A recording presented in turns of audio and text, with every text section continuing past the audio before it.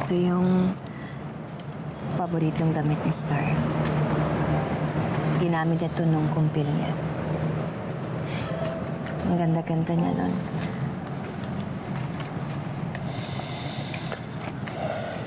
Sayang at hindi ko na nakita. Ang dami kong oras na pinalagpas. Akala ko makakabawi pa ako sa kanya. Yun pala, hindi na.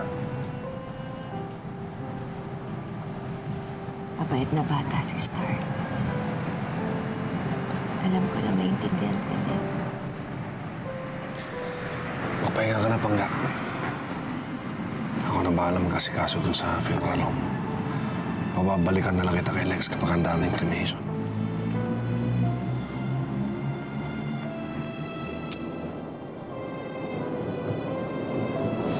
Mag-iingat ka.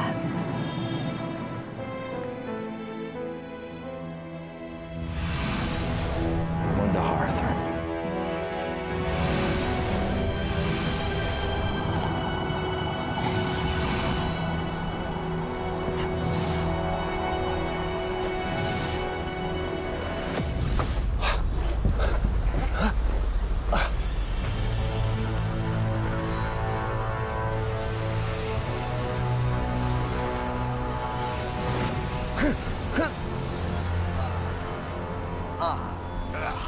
Tulong!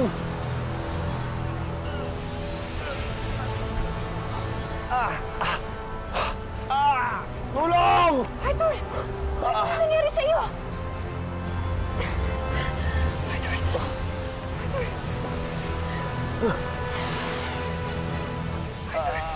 Arthur! Ano nangyari? Ha? Okay ka lang ba? Bigla nang humangin ng malakas.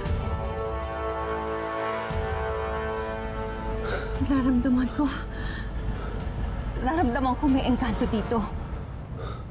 Engkanto na gustong manakit sa'yo. Kung sino ka man, lumabas ka! Harapin mo kami! Ano ba ang gusto mo, ha? Ano ba gusto niyo sa amin? Ano? Magpakita kayo! Bakit niyo ba ginagawa to? Ha? Bakit?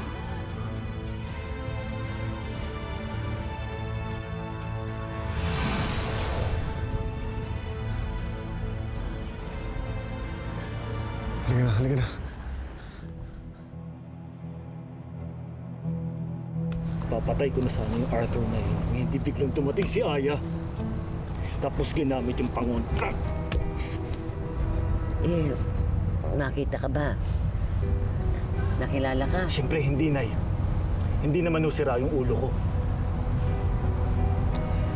Anak, tantanan mo muna si Aya at Arthur. Baka mamaya mabisto kanila. Hayaan mo muna silang magluksa sa kanilang anak. Ha?